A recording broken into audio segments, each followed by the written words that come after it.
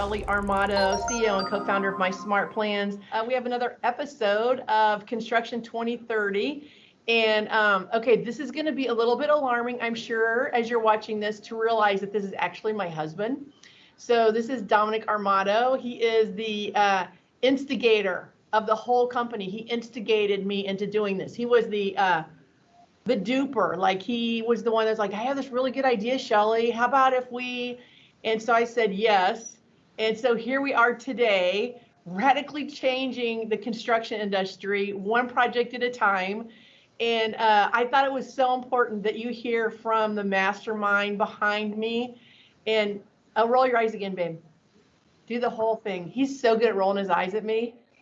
Not at you. Yeah, at me though. But so Dominick is like the yin to my yang. So Dominick is like, I'll throw out, hey babe, I need to be in wherever tomorrow. And he will say, can you give me all the details? And the answer is no, figure it out. And so a lot of times he'll give me the look like he's giving me right now, because actually this is the funny thing. Like 20 minutes ago, I went in his office. I'm like, hey babe, I need to pick a podcast with you. So I'm going to interview you and put it on the podcast. And his alarm was like, what should I wear? I mean, like, he needs all the details. He is an amazing man, and I am honored to be his wife. And so Dominick, tell the audience about like why we did what we are doing every single day and what the impact that you're making in your business that impacted our lives where we are today. Well, I think the number one reason was that we wanted to have a fair, level playing field with everybody on the construction project, from bidding all the way to the execution of the project. So it was we were trying to level the playing field, that when the low bid was the low bid, it was the true bid, and that games weren't going to be played with general contractors trying to make these low bidders, how could you say it, stay in business by playing the change order game. And I think that's what we set out to do, and that's what we are doing today.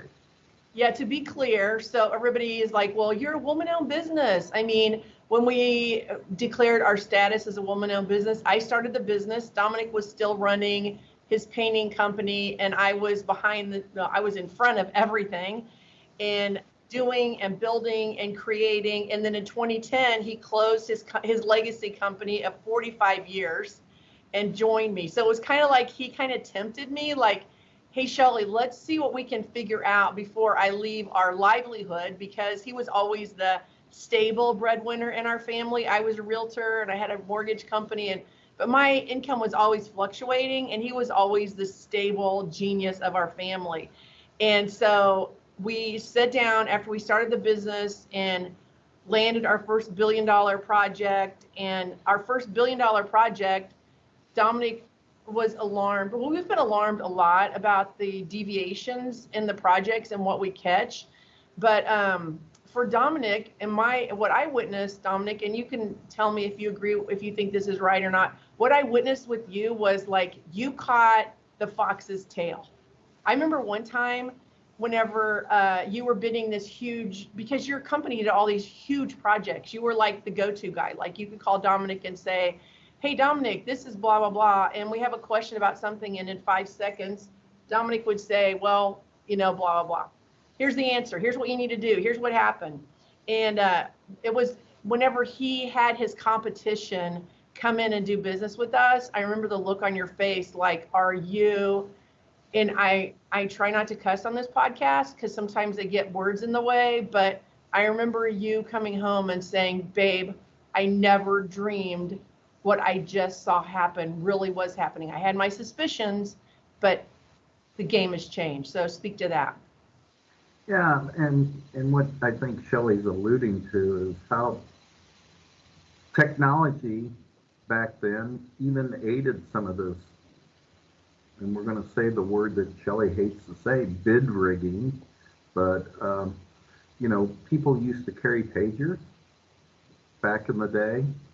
And when subcontractors would smooth up to what they called back then the secretary in the trailer, the secretary in the office.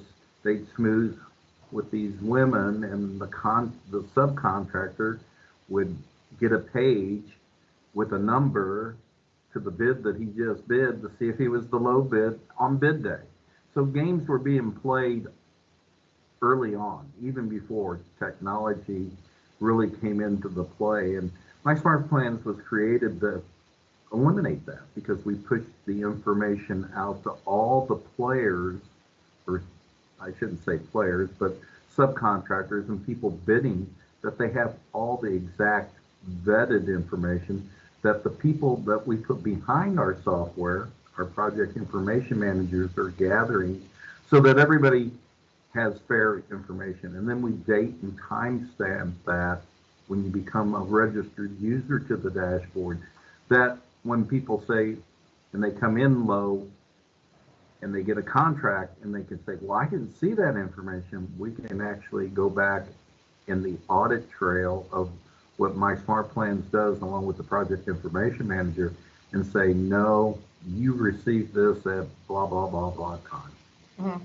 So well, my magic number is always 242 for some reason. I don't know when I'm talking about it. I'm like, well, our audit trail shows at 242 you did something.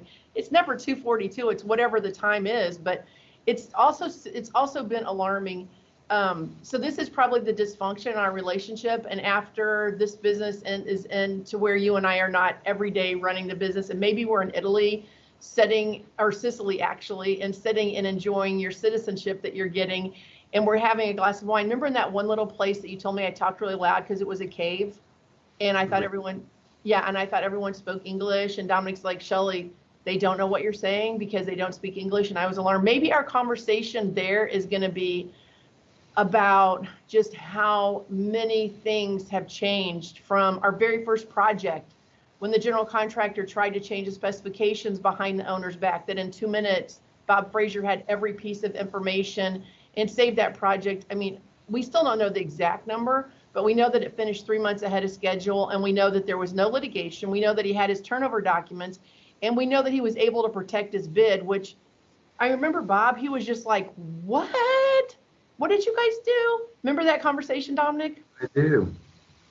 And, you know, Shelley's always been making our family accountable from our grandson. Did you eat the Nutella?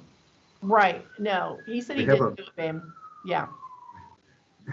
We have a little grandson who loves Nutella, but he would say no. And He did not eat it, and it'd be all over his face. And so accountability is what drives our company, to make sure that everybody has that accountability, so that the owner, regardless of who that owner is getting what his contract says. And the games of the good old boys, as Shelley would like to play it. And what do you mean would like to play it? Wait a minute. Rephrase that, please, sir. Thank you. Well, you like to play that up, is what I'm trying to say, is that the Good Old Boys Network, you know, she plays that up by, hey, let's go out to dinner, have a couple of dirty martinis and a seafood tower or two. And hey, by the way, am I the low bid? So we've seen a lot of things and a lot of those games. And I'm sure the people listening to this podcast have many, many stories of the same thing, whether you're a subcontractor, a major mechanical contractor, or even a general contractor. Mm-hmm. We sat in a general contractor's office in Virginia Beach, who would take ridiculously low bids, so that contractor, if it was $500,000 low, he said, I just put 2 people watching them, making sure they did it. I go, well, wouldn't you want that person to survive something like that? He goes, I don't care. If they go broke, they go broke. But as long as I get my job done, I mean, I can put that $500,000 in my pocket. So. But Dominick, do you remember that meeting? Okay, so Dominick is like, it takes a lot for you to react to anger, except when we were in Denver and the guy threw a beer on my head and you jumped up and you were like going to kill him and throw him over the edge, which I was like, who is that man? Because you're slow to anger. I mean, like, you have a really long fuse, which I'm appreciative of that because my fuse is so short. But I remember sitting in, the guy's name was Steve. Remember, and he had that huge dog that he had a big chain on. It was like trying to intimidate us because he didn't want us going and telling the owner what we had to offer, because he was in this arena of snakes. Like he was a snake handler. I mean, I don't know. But anyway, I remember looking over at Dominick across the room, and I thought that the fuse was going to be lit, because you wanted to choke him, because you knew that the guy that was a low bid, a $500,000 low bid, he didn't give the documents that he needed in order to do the job. But the guy took the bait. He took the job. His job, like whenever you did your business, you had to keep your employees working. So sometimes you were taking risks that were really not able to be mitigated, because you had to keep your guys working. I mean, you had all these employees working for you. You know what I'm saying? And another, for instance, we'll give you another, folks, whoever we're talking to, but I guess. I love you need the details. Who's watching this? But anyway, another situation that happened to a general contractor that told us afterwards he wished he had our software in our people on the project was that his subcontractor had given him a lien release on a project for the material that it showed that it was paid, but it really wasn't paid.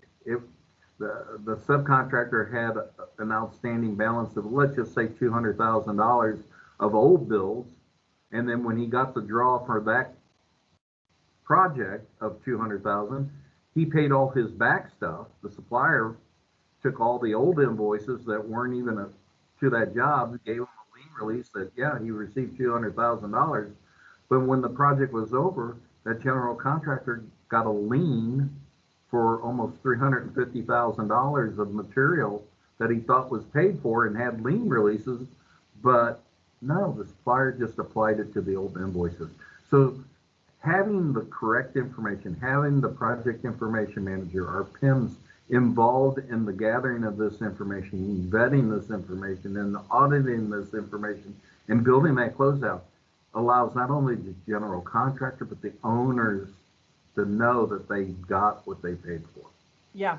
So yesterday, so I think it was Monday, I went in Dominick's office. I'm like, babe, we have to be in Orlando Wednesday morning. We have a meeting at the airport, and I need to be there at 8 o'clock Wednesday morning. He's like, okay. So this is Dominick. He's like, okay, Shelley, hang on just a second. We've got points on that. Okay, where do you want to stay? Oh, okay. Well, hang on. I got a point at the Hilton. So can we do the Hilton? I'm like, whatever. This is my thing, whatever. So anyway, so he's juggling all the schedule and doing everything behind the scenes.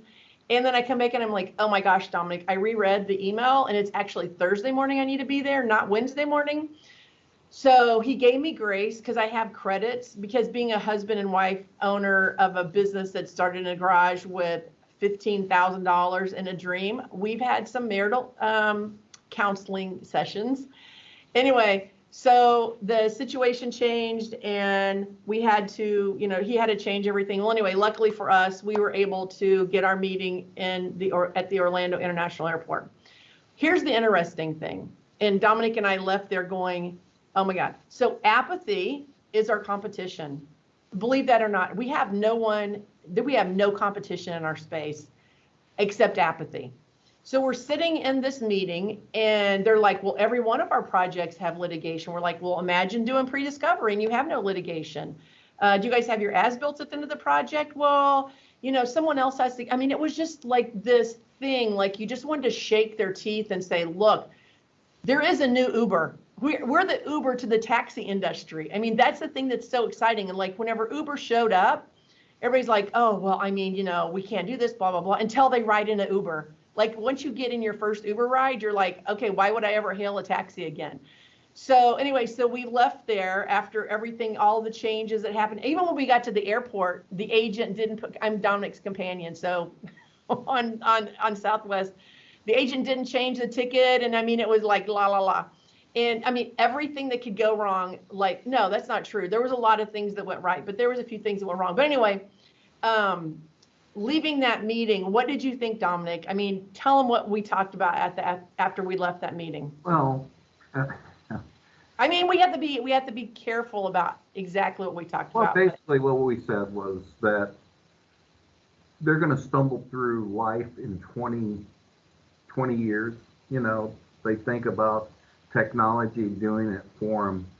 And as we know, and as we've all been part of that, you know, we buy an iPhone 12 and what's the first thing Apple's doing? They're going to put another camera. Now we're going to have 4 cameras and we're going to call it the iPhone 13. So technology, even when you think you have the latest and greatest, it changes. Yeah. The one thing that doesn't change is that MySmartPlans can adapt instantaneously to that technology change because we have the human beings behind our technology that's going to adapt and morph into the new technology. They're trying to do this with Maximo. IBM's a huge company and has huge dollars and deep pockets, but as we know, they're grabbing information from their models, from whether it be Revit or Bentley, and the first thing Autodesk is going to do is they're going to change. We've got 2021 model, but the 2022 model has got new hood ornaments that don't belong to the 2021. So you're going to have to buy the 2022 if you want that new hood ornament. And that's the same thing that's happening with owners, excuse me, owners and the building products that they buy. It could be air handler 1001, but the next day it could be 1001A and they don't even know it. Well, don't you love, so whenever we pull out our closeout, our turnover, the looks in the room are like, oh my God, wait, where, how, what, when? And we're like, oh, we're gathering all that from day one. But anyway, okay, so Dominick, turn around, and there is something on your desk I want you to show everyone. Turn around and I'll tell you what it is. Okay, you don't need all the details. Just turn around. Okay, see, what did I get you for your birthday? Oh, it's right over here. Let me show everybody. Yeah. It's my bobblehead. Yeah. So this is something so hilarious. On the back of my cape, what does it say? MySmartPlans. Is that? But I mean, I think we kind of broke his spring a little bit because he whatever. I think grandkids have some. Yeah, they come in and they love playing with the bobblehead. But anyway, I again think that when we're sitting in Sicily, looking at the beautiful, beautiful sea, I think you're going to have to do a pat on your back and say, it took a painting contractor, subcontractor to change the industry, and a wife that said, enough is enough. I want my husband back. I want you to be at the birthday parties. I want you to have to be able, I want you not have to, I want you to be able to enjoy your life. And so our legacy of our company, it sounds like, oh, well, you know, they're changing the industry. Actually, what we're doing is we're giving you your life back. Imagine an organized project that everyone has the same information that's vetted, organized, and archived. Wait, I'm going to tell this really quick story. So the other day we had Dominick's, his old company, the competition came in, and this guy, a lot of times people are angry in the construction industry, which you have a right to be because you've had to deal with so many shenanigans. So anyway, he walked in and I'm like, how you doing, sir? And he's like, so are you Dominick's wife? And I said, yeah, that's me. He said, what is this all about? So I gave him the whole story, like what we're doing behind the scenes and why as a subcontractor, you should never bid a project unless it is on MySmartPlans, unless it's organized, verified, and vetted. Otherwise, you're setting yourself up for a huge document disaster. So anyway, so he said, wow, where's Dominick? I need to talk to him. And I said, well, actually, he's with the client because I know you go and you meet with a lot of clients because, I mean, it's what happens now. They're like, I need to talk to Dominick. I need to talk to Shelley. So we don't always get to travel together. But anyway, it was one of those, again, moments where it was like, Dominick needs to hear the superhero that you are because you took a huge risk in closing your other company. You took a huge risk when you said, Shelley, write a check we're going to do this. You took a huge risk because I shut down all my other businesses, which I was very successful. I brought a lot of money in. You said, look, we're going to do this, and I can't be in your business right now, but I can be here, and let's figure out what happens. So here we are now, 14 years later, almost 15. Is it 15 years almost? Like March is 15. May will be, let's see, May of '06. Yes, it'll be 15 years. Holy cow, Batman.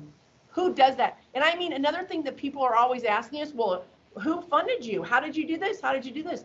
You're looking at the funders right here.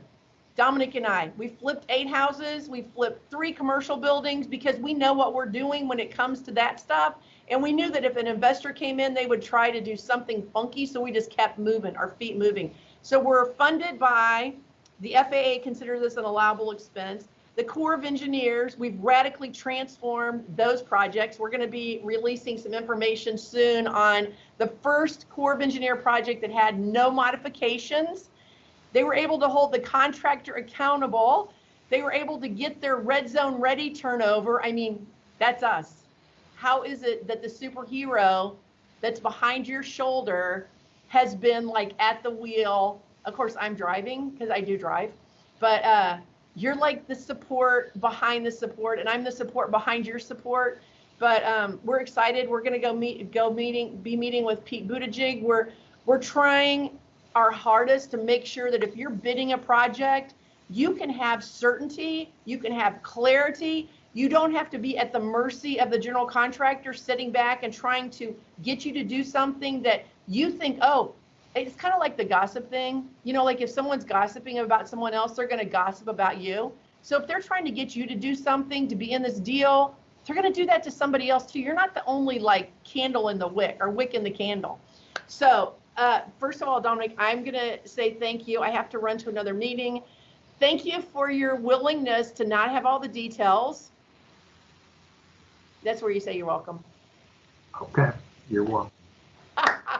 And thank you for the resolute businessman that you are. Thank you for the ability to, I just learned this new word that is so, it so applies to us, but I don't know, it's somewhere in my brain floating around. But I love that we have figured out with tenacity, passion, and drive, and compassion to transform this industry and know that we're on a mission to give people back their lives, to be able to succeed in their business, and oh my God, and go to their grandkids' birthday party. Do we have some amazing birthday parties? We do. Yeah. My daughter told me today we're planning a trip to Disney World for 15. So, uh-oh, you just rolled your eyes. That was a left roll. So that means, oh God, I got to get on the planning thing because where are we going to stay? I heard that. I heard you. I heard exactly what you said. It's not till February. But anyway, we are here to serve the community. We have a one-ring phone policy here. The phone rings once, we answer, we solve the problem of the person that's calling. But you would be surprised some of the phone calls we've gotten. I mean, we've talked to Zurich because we mitigate all the risk. The banks call us now. Oh, shut up, Dominick. He just called me. That was so funny. I have the phone right here. The banks are now mandating us and saying, look, we need to know what's going on for our clients. Believe it or not, general contractors, they try to, that's a whole nother Netflix series, but they're calling us now and saying, look, we can't do this project without you because the risk is too great. And of course, schools and airports, and I mean, you name it, we're building it. The one client that we are on a mission to get is freaking MoDOT and KDOT. They're right here. How are they not using us to support their projects? Mr. Armato, what do you have to say about that? Maybe we should What? take them out to dinner, give them some dirty martinis and a seafood taco. It's illegal. Bad idea. Yeah. Bad idea. You know what? That was not even planned through. You need to be a better planner than that. You cannot take government people to dinner. Well, you're right. Maybe we can take their dogs for a long walk. Right. Or like the Zurich guy said, oh my gosh, you've just streamlined this whole industry. You're going to cost my daughter her job. Oh, I was like, LOL. Okay, we'll hire her. Well, I'm going to sign off because I've got to get to. Yeah, I got to go too. Okay, All have a fabulous day. Thanks, Thank Shelley. you.